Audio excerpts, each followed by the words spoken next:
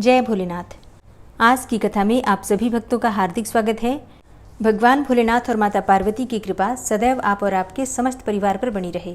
अब तक की सभी कथाएं सुनने के लिए आप सभी भक्तों का बहुत बहुत आभार। और अगर आप एकादशी व्रत के विषय में जानकारी चाहते हैं तो चैनल पर वीडियो अपलोड हो चुकी है, ज़रूर देख लीजिए। और अब भगवान शिव का ध्यान करके आज की पावन कथा का प्रारंभ करते हैं। सूत जी कहते हैं, एक समय दर्शाण देश के राजा वज्रबाहु की पत्नी सुमति अपने नवजात शिशु के साथ असाध्य रोग की शिकार हो गई थी। इसीलिए दुष्ट बुद्धि राजा ने उसे वन में त्याग दिया। वहां अनेकों प्रकार के कष्ट भोगती हुई वह यत्नपूर्वक आगे बढ़ने लगी। बहुत दूर जाने पर उसने वैश्यों का एक नगर देखा जिसमें बहुत से स्त्री पुरुष निवास करते थे। उस नगर का रक्षक एक बहुत बड़ा महाजन वैश्य था जो पद्माकर के नाम से प्रसिद्ध था। वह दूसरे कुबेर के समान धनवान था। उस वैश्यराज के घर में सेवा टहल का कार्य करने वाली कोई दासी इधर ही आ रही थी। वह दूर से ही राजपत्नी को देखकर उनके समीप आ गई और उसने रानी को देखते ही उनका सारा हाल जान लिया। वह पुत्र सहित अत्यंत कष्ट भोग रही थी। दासी ने अपने स्वामी को उस स्त्री का दर्शन करवाया। वैश्यराज ने रोगी पुत्र के साथ स्वयं भी रोग से पीड़ित हुई राजपत्नी को एकांत में बुलाकर उसका सब वृतांत पूछा और सब बात जान लेने पर अपने घर के पास ही एकांत गृह में उसे ठहराया। फिर अन्न, वस्त्र, जल और शैया आदि का प्रबंध करके वैश्य ने माता के समान उसका आदर किया। उस घर में सुरक्षित होकर निवास करती हुई राजपत्नी के व्रण और यश्मा आदि रोगों की शांति नहीं हुई। कुछ ही दिनों में रानी का पुत्र घाव से पीड़ित होकर वैद्यों की चिकित्सा शक्ति से परे जा पहुंचा और मृत्यु को प्राप्त हो गया। पुत्र के मरने पर रानी महान शोक से ग्रस्त होकर मूर्छित हो गई और टूटी हुई लता के समान धरती पर गिर पड़ी। फिर सचेत होने पर वैश्यों की स्त्रियों ने उसे बहुत समझाया, तथापि वह अत्यंत दुखित होकर विलाप करने लगी। हा पुत्र, बंधु बांधवों से त्यागी हुई अपनी इस दीन एवं अनाथ माता को छोड़कर तुम कहाँ चले गए? जब वह इस प्रकार विलाप कर रही थी, उसी समय ऋषभ नाम से प्रसिद्ध शिव योगी वहां आ पहुंचे। तब वैश्यराज ने अर्घ्य देकर उनका सत्कार किया। तत्पश्चात वे शोकग्रस्त राजपत्नी के समीप जाकर इस प्रकार बोले, बेटी, तुम इतना क्यों रो रही हो? संसार में किसका जन्म हुआ और कौन मृत्यु को प्राप्त हुआ? ये शरीर आदि जल के फेन के समान क्षणभंगुर हैं। कभी इनकी प्रतीति का भ्रम होता है तो कभी ये शांत हो जाते हैं और कभी पुनः इनकी स्थिति होती है। अतः फेन के समान इस शरीर की मृत्यु होने पर विद्वान पुरुष शोक नहीं करते। सत्व आदि तीनों गुण माया से उत्पन्न होते हैं। उन्हीं तीनों गुणों से शरीर की उत्पत्ति हुई है। अतः सबके शरीर त्रिगुणमय ही हैं। सत्वगुण की अधिकता होने से जीव देव योनि को प्राप्त होता है और रजोगुण से मानव योनि में जन्म लेता है और तमोगुण की अधिकता से अपनी वासना के अनुसार वह पशु, पक्षी इत्यादि योनि में उत्पन्न होता है। वर्तमान संसार में जीव अपने कर्मों के बंधन से बंधकर बार बार ऐसी सुख दुखमयी अवस्था को प्राप्त होता है जिसका अनुमान करना अत्यंत कठिन है। जिनकी आयु एक कल्प तक की मानी गई है, ऐसे देवताओं की स्थिति में भी उलटफेर होता रहता है। फिर जो अनेकों प्रकार के रोगों से ग्रस्त हैं, ऐसे मानव देहधारी प्राणियों की तो बात ही क्या है। कोई काल को ही इस शरीर की उत्पत्ति में कारण मानते हैं तो कोई कर्म को और कोई गुणों को हेतु मानते हैं। वस्तुतः काल, कर्म और गुण तीनों से ही शरीर का आधान हुआ है।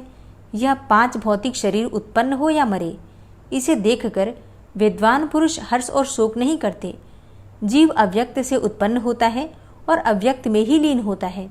केवल मध्यकाल में जल के बुलबुले की भांति व्यक्त सा प्रतीत होता है। जीव जब गर्भ में आता है उसी समय उसकी मृत्यु निश्चित हो जाती है। वह दैववश जन्म लेकर जीवित रहता है अथवा जन्म लेते ही सहसा ही उसकी मृत्यु हो जाती है। कितने ही जीव तो गर्भ में ही नष्ट हो जाते हैं।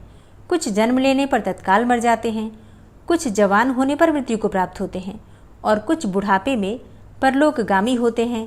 पहले का कर्म जैसा होता है वैसा ही शरीर जीव को प्राप्त होता है तथा वह कर्मों के अनुसार ही सुख दुख भोगता है। विधाता के द्वारा ललाट में लिखी हुई आयु, सुख, दुख, विद्या और धन को लिए हुए जीव जन्म लेता है। कर्मों का उल्लंघन करना असंभव है। काल का भी अतिक्रमण करना किसी के लिए संभव नहीं है। जगत के समस्त पदार्थ अनित्य हैं, इसलिए तुम्हें शोक नहीं करना चाहिए। स्वप्न के पदार्थों में नियम पूर्वक स्थिरता कहाँ है? इंद्रजाल में सच्चाई कहाँ है? शरद ऋतु के बादलों में चिरस्थायिता कहाँ है और प्राणियों के शरीर में नित्यता कहाँ है? अब तक तुम्हारे 100 कोटि अयुत अर्थात 10,000 जन्म व्यतीत हो चुके हैं। अब तुम ही बताओ, तुम किसकी किसकी पुत्री हो, किसकी किसकी माता हो और किसकी किसकी पत्नी हो। यह शरीर 5 भूतों का बना हुआ है। यह त्वचा, रक्त और मांस से बंधा हुआ है, मेदा, मज्जा और हड्डियों का समूह है तथा मल, मूत्र और कफ का भाजन है। अरे मोह में पड़ी हुई नारी, यह जो तुम्हारे पास दूसरा शरीर अर्थात तुम्हारे पुत्र का शव पड़ा हुआ है, इस अपने पुत्र को भी अपने शरीर से निकला हुआ मल समझकर तुम्हें शोक नहीं करना चाहिए। कोई पंडित भी अपनी तपस्या, विद्या, बुद्धि, मंत्र, औषधि तथा रसायन से मृत्यु का उल्लंघन नहीं कर सकता। हे सुमुखी, आज एक जीव की मृत्यु होती है तो कल दूसरे की। अतः इस अनित्य शरीर के लिए तुम्हें शोक नहीं करना चाहिए। मृत्यु सदा समीप ही रहती है। फिर बताओ, देहधारियों को क्या सुख है? अतः यदि तुम जन्म, बुढ़ापा और मृत्यु को जीतना चाहती हो तो मृत्यु को जीतने वाले सबके ईश्वर भगवान उमापति की शरण में जाओ। तभी तक मृत्यु का घोर भय है तथा जन्म और जरावस्था का भय है, जब तक कि जीव भगवान शिव के चरणारविंदों की शरण में नहीं जाता। अत्यंत भयंकर संसार में नाना प्रकार के दुखों का अनुभव करके मनुष्य का मन जब उसकी ओर से विरक्त हो जाता है, उस समय उसे भगवान महेश्वर का ध्यान करना चाहिए। जो मन से भगवान शिव के ध्यान रूपी रसामृत का पान करता है, उस पुरुष को फिर संसार की विषय रूपी मदिरा को पीने की तृष्णा नहीं होती। जब सब प्रकार की आसक्तियों से छूटा हुआ मन वैराग्य के अधीन होकर भगवान शिव के चरणों के चिंतन में मग्न हो जाता है, तब मनुष्य का इस संसार में फिर जन्म नहीं होता। हे भद्रे, यह मन भगवान शिव के ध्यान का एकमात्र साधन है। उसे शोक और मोह में न डुबाओ, शिव जी का भजन करो। इस प्रकार शिव योगी ने अनुनय पूर्वक जब रानी को समझाया, तब उसने उन्हीं को गुरु मानकर उनके चरण कमलों में प्रणाम करके कहा कि हे भगवान, जिसका एकमात्र पुत्र मर गया हो और जिसे उसके प्रिय बंधुओं ने त्याग दिया हो तथा जो महान रोग से अत्यंत पीड़ित रहती हो, ऐसी मुझ अभागिनी के लिए मृत्यु के सिवा दूसरी कौन गति है।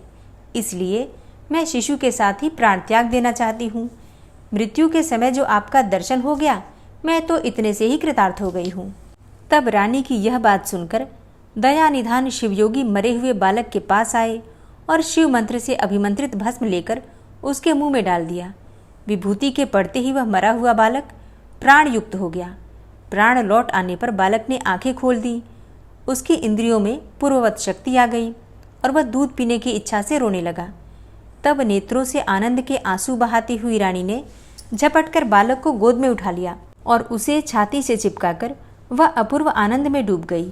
तत्पश्चात शिव योगी ने माता और बालक के विषैले घावों से युक्त शरीर में भस्म का स्पर्श करवाया। इससे उन दोनों के शरीर दिव्य हो गए। उन्होंने देवताओं के समान कांतिमान स्वरूप धारण कर लिया।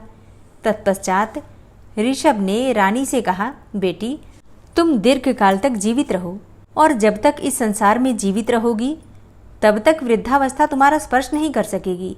हे साध्वी, तुम्हारा यह पुत्र लोक में भद्रायु नाम से विख्यात होगा और अपना राज्य भी प्राप्त कर लेगा।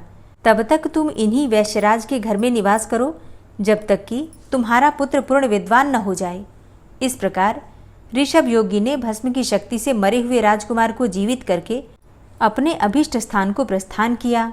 इधर भद्रायु उन्हीं वैश्यराज के घर में क्रमशः बढ़ने लगा। वैश्य के भी सुनय नाम का एक पुत्र था, जो राजकुमार का सखा हुआ। राजकुमार और वैश्य कुमार दोनों परस्पर बड़ा स्नेह रखते थे।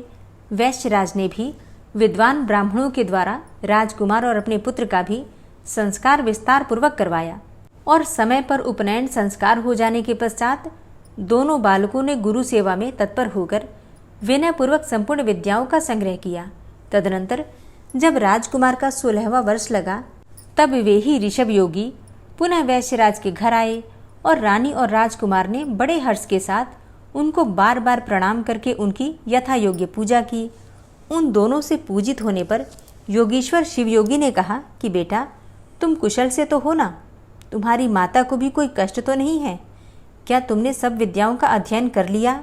गुरुजनों की सेवा में सदा संलग्न रहते हो ना? हे वत्स, क्या मुझे प्राणदाता गुरु का भी कभी स्मरण करते हो? योगीश्वर ऋषभ के ऐसा कहते समय विनयशीला रानी ने अपने पुत्र को उनके चरणों में डाल दिया और कहा कि गुरुदेव, ये आपका ही पुत्र है, आप ही इसके प्राणदाता पिता हैं। आप दया करके अपने इस शिष्य को अनुग्रहित करें और इसे सत्पुरुषों के उत्तम मार्ग, शुभ कर्म का उपदेश दें। तब रानी के द्वारा इस प्रकार प्रसन्न कराए जाने पर परम बुद्धिमान शिवयोगी ने राजकुमार को सन्मार्ग का उपदेश दिया। ऋषभ जी बोले कि वेद, स्मृति और पुराणों में जिसका उपदेश किया गया है वही सनातन धर्म है। सब लोगों को चाहिए कि अपने अपने वर्ण और आश्रम के अनुसार सदा शास्त्रोक्त धर्म का सेवन करें। हे वत्स, तुम सदा सत्पुरुषों के मार्ग पर चलो, उत्तम आचार का ही पालन करो, देवताओं की आज्ञा का कभी उल्लंघन न करो, देवताओं की अवहेलना भी न करो। गौ, देवता, गुरु और ब्राह्मण के प्रति सदा भक्तिभाव रखो। अतिथि के रूप में चांडाल भी अपने घर आ जाए तो सदा ही उसका सत्कार करो। अपने प्राणों पर संकट आ जाए तो भी सत्य का परित्याग न करो। हे महाबाहो, पराये धन की, पराई स्त्री की, देवता तथा ब्राह्मण की वस्तुओं की और अत्यंत दुर्लभ पदार्थों की भी तृष्णा त्याग दो। हे महामते, सदा उत्तम कथा, उत्तम आचार, उत्तम व्रत, सत्पुरुषों के आगमन तथा धर्म आदि के संग्रह की ही अभिलाषा करो। स्नान, जप, होम, स्वाध्याय, पितृतर्पण, गो पूजा, देव पूजा और अतिथि पूजा में कभी आलस्य को समीप मत आने दो। क्रोध, द्वेष, भय, शठता, चुगली, अनुचित आग्रह, कुटिलता, दंभ और उद्वेग का यत्नपूर्वक त्याग करो। अकारण वैर, व्यर्थ की बकवाद और दूसरों की निंदा छोड़ दो। मृगया, द्युत क्रीड़ा, मद्यपान, स्त्री और स्त्री लंपट पुरुष, इन सबके संग का परित्याग कर दो। अधिक भोजन, अधिक परिश्रम, अधिक बातचीत और अधिक खेल कूद तथा क्रीड़ा विलास को सदा के लिए छोड़ दो। अधिक विद्या, अधिक श्रद्धा, अधिक पुण्य, अधिक स्मरण, अधिक उत्साह, अधिक प्रसिद्धि और अधिक धैर्य जैसे भी प्राप्त हो उसके लिए सदा चेष्टा करो। अपनी ही पत्नी के प्रति सकाम रहो। अपने शत्रुओं पर ही क्रोध करो। पुण्य राशि के संग्रह के लिए ही लोभ करो। पापाचारियों के प्रति ही असूया अर्थात दोष दृष्टि करो। पाखंडियों के प्रति द्वेष तथा साधु पुरुषों के प्रति राग रखो। बुरी सलाह को समझाने में और ग्रहण करने में मूर्ख बने रहो। चुगलों की बातें अनसुनी करने के लिए बहरे हो जाओ। धूर्त, अत्यंत क्रोधी, शठ, क्रूर, छली, चंचल, दुष्ट, पतित, नास्तिक और कुटिल मनुष्य को दूर से ही त्याग दो। अपनी प्रशंसा न करो। दूसरे की चेष्टाओं और इशारों को समझो। धन और कुटुंब में अधिक आसक्ति न रखो।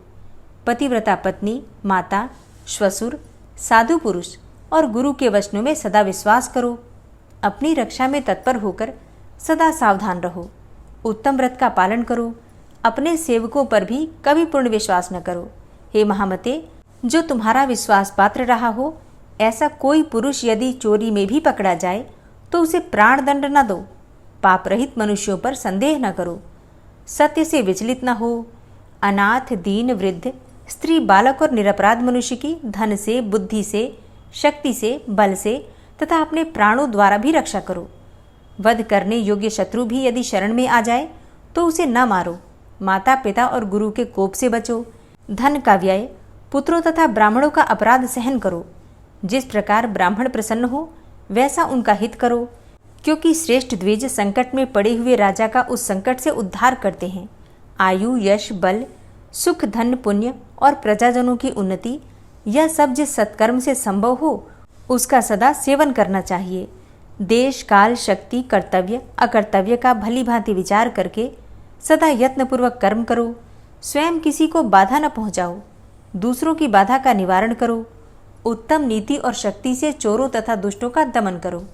स्नान, जप, होम, देव पूजा और श्राद्ध कर्म में उतावली न करो। नींद लेने और भोजन में शीघ्रता करो। उदारता पूर्वक, शठता से रहित, सत्य, मनुष्यों के मन को प्रिय लगने वाली तथा थोड़े से अक्षर और अधिक अर्थ वाली बातें बोलो। कहीं भी भय न करो। शत्रुओं और विपत्तियों में पड़कर भी निडर बने रहो। ब्राह्मण कुल, गुरु की आज्ञा तथा पापाचरण से डरो। कुटुंबी जनों, भाई बंधुओं, ब्राह्मणों, पत्नियों, पुत्रों तथा भोजन की पंक्तियों में समतापूर्वक बर्ताव करो। सत्पुरुषों के हितकारक उपदेशों, पुण्य कथाओं, विद्या गोष्ठियों तथा धर्म चर्चाओं से कभी मुंह न मोड़ो। जल के निकट, सर्वत्र विख्यात, ब्राह्मणों के निवास से युक्त, परम पवित्र तथा कल्याण में प्रशस्त स्थान में सदा निवास करो। जहाँ कुलटाएं और वेश्याएं रहती हों, जहाँ काम लंपट पुरुषों का निवास हो, ऐसे नीच जन सेवित दूषित स्थानों में तुम कभी निवास न करो। त्रिभुवन के स्वामी एकमात्र भगवान शिव की शरण लेकर भी तुम सभी देवताओं की यथा समय उपासना करते रहो और उनके दिनों अर्थात तत्संबंधी तिथियों का भी समादर करो। हे वत्स, तुम सदा पवित्र, सदा दक्ष, सदा शांत, सदा स्थिर और सदा काम, क्रोध, लोभ, मोह, मद और मात्सर्य इन चहुं शत्रुओं को जीतने वाले तथा सदा एकांतवासी बनो। वेद वेत्ता ब्राह्मण नियमों से प्रकाशित होने वाले शांत सन्यासी, पुण्य वृक्ष, पुण्य नदी, पुण्य तीर्थ, महासरोवर, धेनु, वृषभ, पतिव्रता स्त्री तथा अपने घर के देवताओं को उनके पास जाते ही सहसा नमस्कार करो। ब्रह्म मुहूर्त में उठकर भली भांति आचमन करके तुम पहले अपने गुरु जी को प्रणाम करो। तत्पश्चात उमापति भगवान शिव का ध्यान करके लक्ष्मीपति नारायण, ब्रह्मा, गणेश, स्कंद, कात्यायनी देवी, महालक्ष्मी, महासरस्वती, इंद्र आदि लोकपाल तथा पुण्य श्लोक अर्थात पवित्र यश वाले महर्षियों का चिंतन करो। उसके बाद उदय काल में सदा भगवान सूर्य को प्रणाम करो।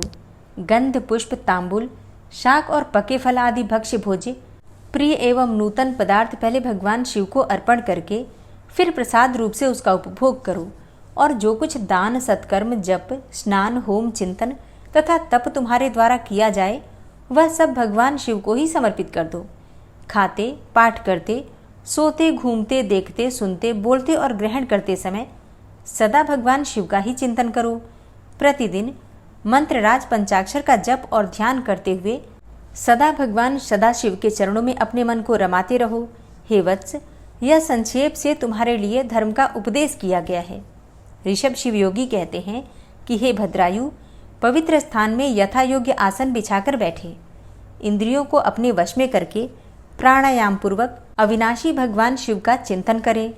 परमानंदमय भगवान महेश्वर हृदय कमल के भीतर की कर्णिका में विराजमान है। उन्होंने अपने तेज से आकाश मंडल को व्याप्त कर रखा है। वे इंद्रियातीत, सूक्ष्म, अनंत एवं सबके आदि कारण हैं। इस प्रकार ध्यान के द्वारा समस्त कर्म बंधन का नाश करके चिरकाल तक चिदानंदमय भगवान सदाशिव में अपने चित्त को लगाए रहें। फिर षडक्षर न्यास के द्वारा अपने मन को एकाग्र करके मनुष्य शिव कवच के द्वारा अपनी रक्षा करें। शिव कवच इस प्रकार से है। सर्वदेव में महादेव जी गहरे संसार कूप में गिरे हुए मुझ असहाय की रक्षा करें। उनका दिव्य नाम मेरे समस्त हृदयवस्थित पापों का नाश करें। संपूर्ण विश्व जिनकी मूर्ति है, जो ज्योतिर्मय आनंद घन स्वरूप चिदात्मा है, वे भगवान शिव मेरी सर्वत्र रक्षा करें। जो सूक्ष्म से भी अत्यंत सूक्ष्म है, महान शक्ति से संपन्न है, वे ईश्वर महादेव जी संपूर्ण भयों से मेरी रक्षा करें। जिन्होंने पृथ्वी के रूप में इस विश्व को धारण कर रखा है, वे अष्टमूर्ति गिरीश पृथ्वी से मेरी रक्षा करें। जो जल के रूप में जीवों को जीवन दान दे रहे हैं, वे जल से मेरी रक्षा करें।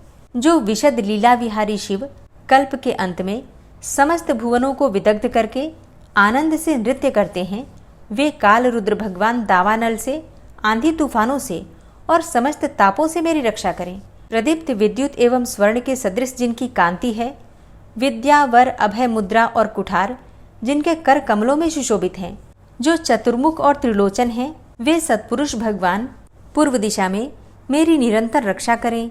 जो कुठार, वेद, अंकुश, पाश, शूल, कपाल, नगाड़ा और रुद्राक्ष की माला को धारण किए हुए हैं, जो चतुर्मुख हैं, वे नील रुचि त्रिनेत्र अघोर भगवान दक्षिण दिशा में मेरी रक्षा करें।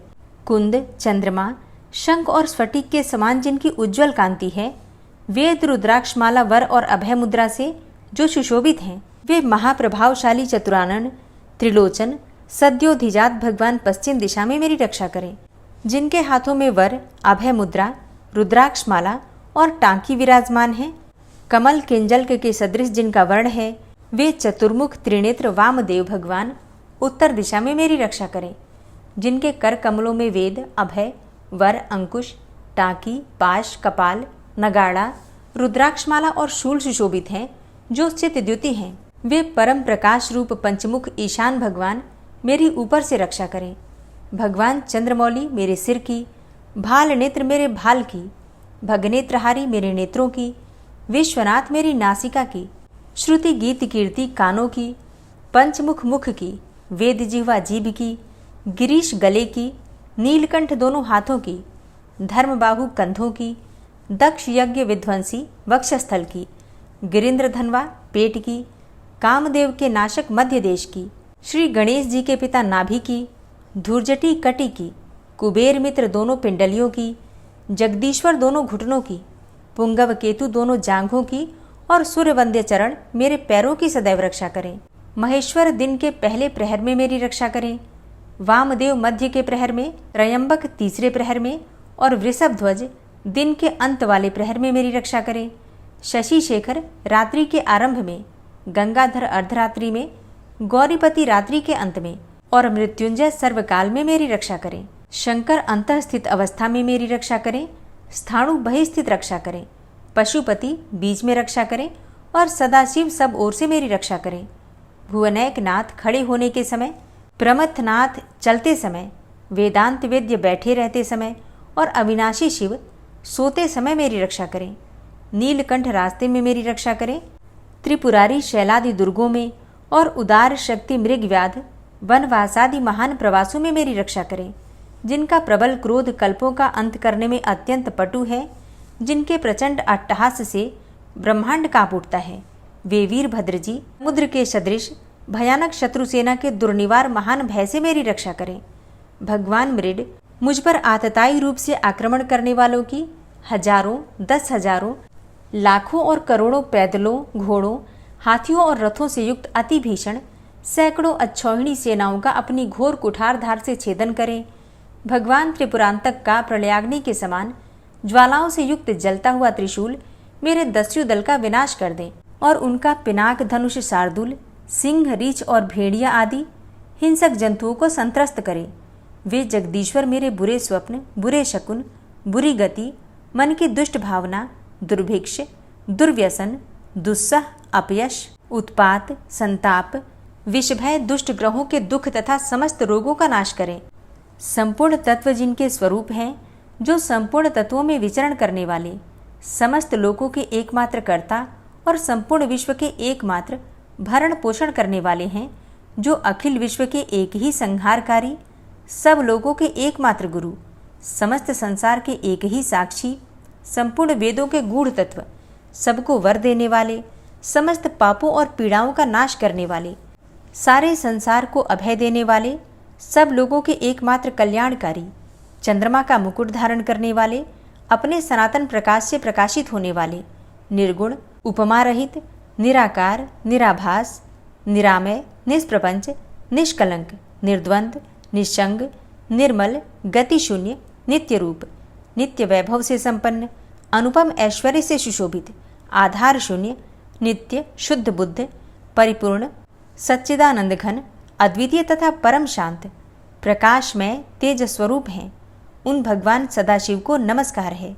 हे महारुद्र, महारौद्र भद्रावतार, दुख दावाग्नि विदारण, महाभैरव, काल भैरव, कल्पांत भैरव, कपाल मालाधारी, हे खटवांग, खड़ग, ढाल, पाश, अंकुश, डमरू, शूल, धनुष बाण, गदा शक्ति, भिंदीपाल, तोमर, मुशल, मुदगर, पट्टिश, परशु, परिघ, भुशुंडी, शतग्नि और चक्र आदि आयुधों के द्वारा भयंकर हजारों हाथों वाली, हे मुख दृष्टा कराल, विकट अट्टहास्य, विस्फारित, ब्रह्मांड मंडल, नागेंद्र कुंडल, नागेंद्र वलय, नागेंद्र चर्मधर, मृत्युंजय, त्रयंबक, त्रिपुरांतक, वीरूपाक्ष, विश्वेश्वर, विश्वरूप, वृषवाहन, विदुभूषण और विश्वतोमुख, आपकी जय हो, जय हो। आप मेरी रक्षा कीजिए, रक्षा कीजिए। मेरे महामृत्यु भय को जला दीजिए, जला दीजिए। आप मृत्यु का नाश कीजिए, नाश कीजिए। बाहरी और भीतरी रोग भय को जड़ से मिटा दीजिए, जड़ से मिटा दीजिए। सर्प विष भय को शांत कीजिए, शांत कीजिए। चोर भय को मार डालिए, मार डालिए। मेरे काम, क्रोध, लोभ आदि भीतरी तथा इंद्रियों के और शरीर के द्वारा होने वाले पाप कर्म रूपी बाहरी शत्रुओं का उच्चाटन कीजिए, उच्चाटन कीजिए। शूल के द्वारा विदारण कीजिए, विदारण कीजिए। कुठार के द्वारा काट डालिए, काट डालिए। खड़ग के द्वारा छेद डालिए, छेद डालिए। खटवांग के द्वारा नाश कीजिए, नाश कीजिए। मुशल के द्वारा पीस डालिए, पीस डालिए। और बाणों के द्वारा बिंद डालिए, बिंद डालिए। आप मेरी हिंसा करने वाले राक्षसों को भय दिखाइए, भय दिखाइए। भूतों का विदारण कीजिए, विदारण कीजिए। कुष्मांड, बेताल, मारियों और ब्रह्म राक्षसों को संत्रस्त कीजिए, संत्रस्त कीजिए। मुझको अभय कीजिए, मुझको अभय कीजिए। मुझ डरे हुए को आश्वासन दीजिए, आश्वासन दीजिए। नरक भय से मेरा उद्धार कीजिए, उद्धार कीजिए। मुझे जीवन दान दीजिए, जीवन दान दीजिए। क्षुधा तृष्णा से मुझको आप्यायित कीजिए, आप्यायित कीजिए। आपकी जय हो, जय हो। मुझ दुखातुर को आनंदित कीजिए, आनंदित कीजिए। शिव कवच से मुझे आच्छादित कीजिए, आच्छादित कीजिए। हे त्रयंबक, हे सदाशिव, आपको नमस्कार है, नमस्कार है, नमस्कार है। इस प्रकार मैंने तुम्हें वरदायक शिव कवच का उपदेश किया है। यह समस्त बाधाओं को शांत करने वाला तथा समस्त प्राणियों के लिए गोपनीय वस्तु है। जो मनुष्य इस उत्तम शिव कवच को धारण करता है, उसे भगवान शंकर की कृपा से कहीं भी कभी भी भय प्राप्त नहीं होता। जिसकी आयु क्षीण हो गई हो, जो मरणासन्न हो अथवा महान रोग से मृत प्राय हो रहा है, वह भी इस कवच को धारण करने मात्र से तत्काल ही सुखी हो जाता है और दीर्घ आयु को पाता है। हे वत्स, मेरे दिए हुए इस उत्तम शिव कवच को तुम श्रद्धापूर्वक धारण करो। इससे तुम शीघ्र ही कल्याण के भागी होगे। ऐसा कहकर ऋषभ योगी ने उस राजकुमार को बड़ी भारी आवाज करने वाला एक शंख तथा शत्रुओं का नाश करने वाला एक खड्ग दिया और फिर भस्म को अभिमंत्रित करके राजकुमार के सब अंगों में लगाया और उसे 12,000 हाथियों का बल प्रदान किया। तदनंतर योगी ने कहा, इस तलवार की धार बड़ी पैनी है। तुम जिसको एक बार इसे दिखा दोगे, उस शत्रु की तत्काल ही मृत्यु हो जाएगी तथा तुम्हारे जो शत्रु इस शंख की ध्वनि सुनेंगे, वे मूर्छित होकर गिर जाएंगे, अचेत होकर हथियार डाल देंगे। ये खड्ग और शंख दोनों ही दिव्य हैं।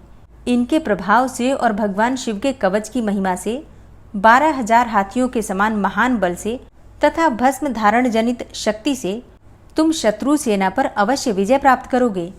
पिता के सिंहासन को पाकर इस पृथ्वी की रक्षा करोगे।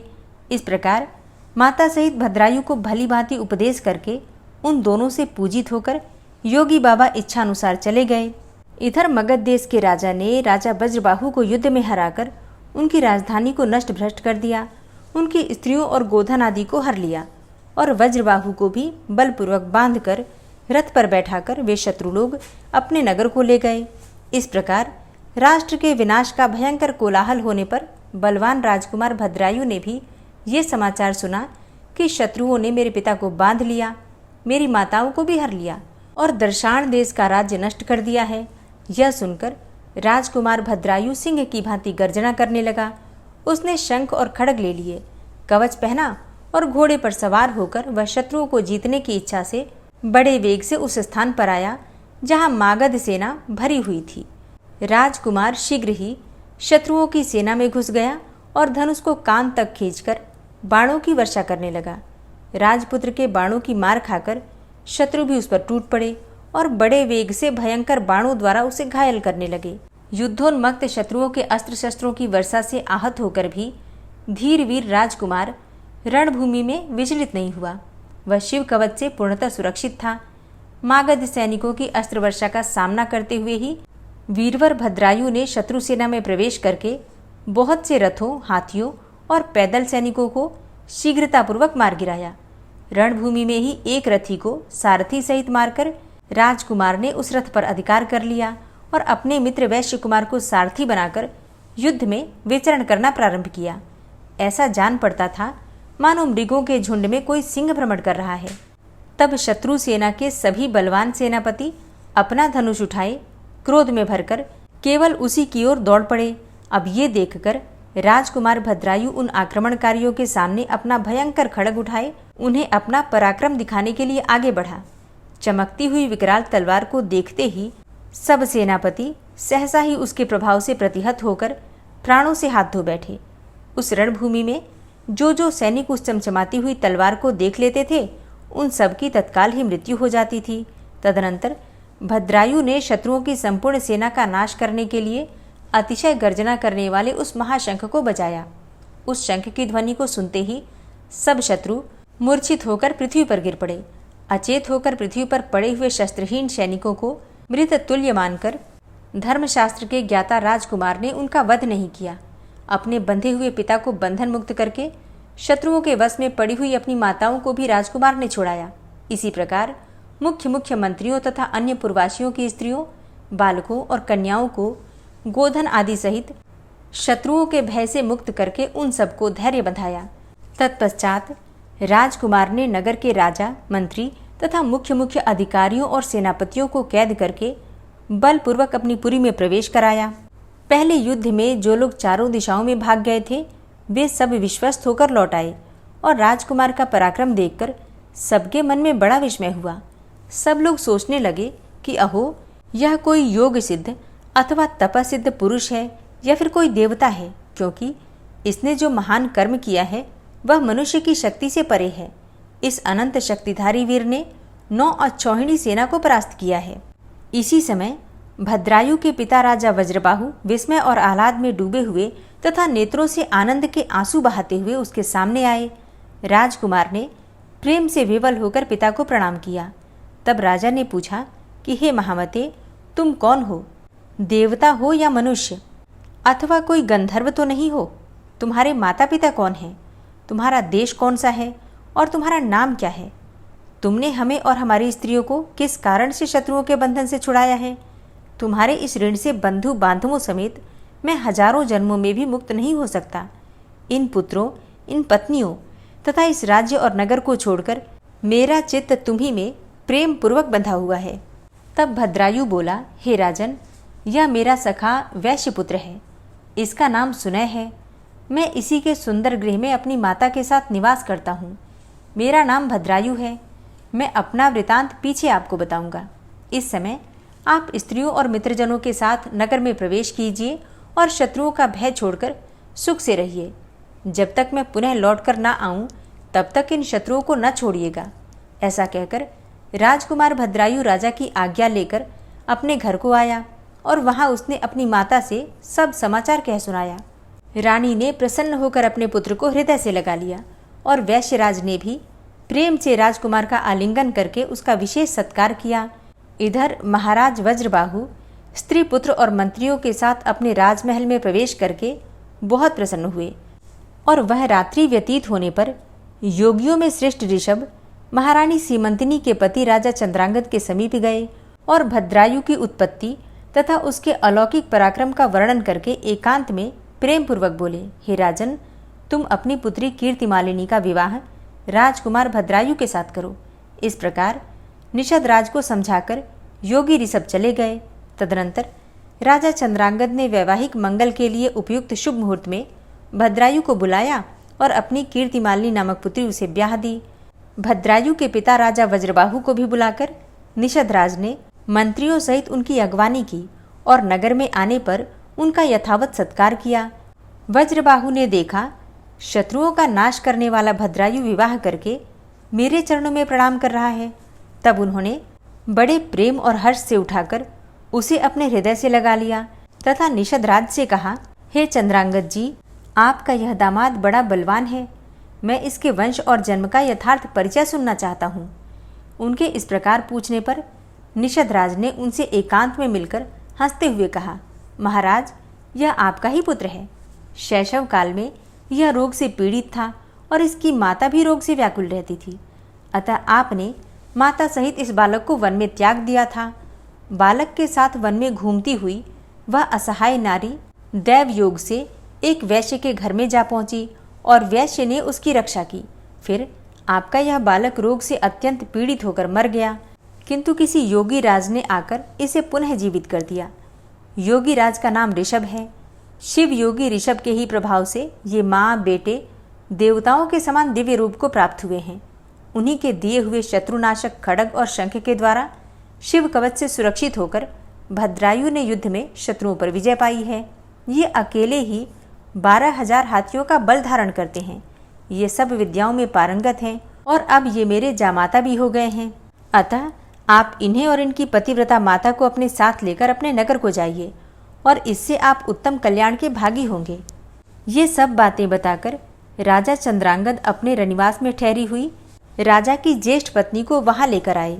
वे वस्त्र आभूषणों से विभूषित थीं उन्होंने वज्रबाहु को रानी से मिलाया। यह सब वृतांत सुनकर और देखकर राजा वज्रबाहु बहुत लज्जित हुए और मूर्खतावश उनके द्वारा जो अनुचित कर्म हो गया था उसकी वे स्वयं ही निंदा करने लगे। पत्नी और पुत्र के दर्शन से उन्हें बड़ी प्रसन्नता प्राप्त हुई। उनके सब अंगों में रोमांच हो आया और उन्होंने दोनों को हृदय से लगा लिया। इस प्रकार निषद राज से पूजित और प्रशंसित होकर राजा वज्रबाहु ने अपनी बड़ी रानी को, राजकुमार भद्रायु को और पुत्रवधू कीर्तिमालिनी को भी साथ लेकर परिवार सहित अपनी राजधानी को प्रस्थान किया और वहां जाकर भद्रायु ने समस्त पुरवासियों को आनंदित किया। समय आने पर उसके पिता जब स्वर्गवासी हो गए तब युवावस्था में अद्भुत पराक्रमी भद्रायु ने ही संपूर्ण पृथ्वी का शासन किया और ब्रह्मर्षियों के समीप मगधराज हेमरथ से मित्रता जोड़कर उन्हें अपने बंधन से मुक्त किया। ओम नमः शिवाय। श्री शिवाय नमस्तुभ्यम। आज की कथा का यहीं पर समापन करती हूँ और उम्मीद करती हूँ कि यह कथा आपको ज़रूर पसंद आई होगी। तो अगर कथा पसंद आई है तो वीडियो को लाइक किए बिना तो बिल्कुल नहीं जाना है। कमेंट बॉक्स में हर हर महादेव ज़रूर लिखना है और अगर संभव हो तो वीडियो को शेयर भी किया कीजिए और शिव पुराण की कथा जो कि प्रतिदिन अपलोड होती है इस चैनल पर उसे भी ज़रूर सुना कीजिए। मिलती हूँ मैं आपसे अगली वीडियो में। तब तक के लिए भगवान भोलेनाथ की शरण में रहिए और इस कथा का चिंतन, मनन और स्मरण करते रहिए। जय भोलेनाथ।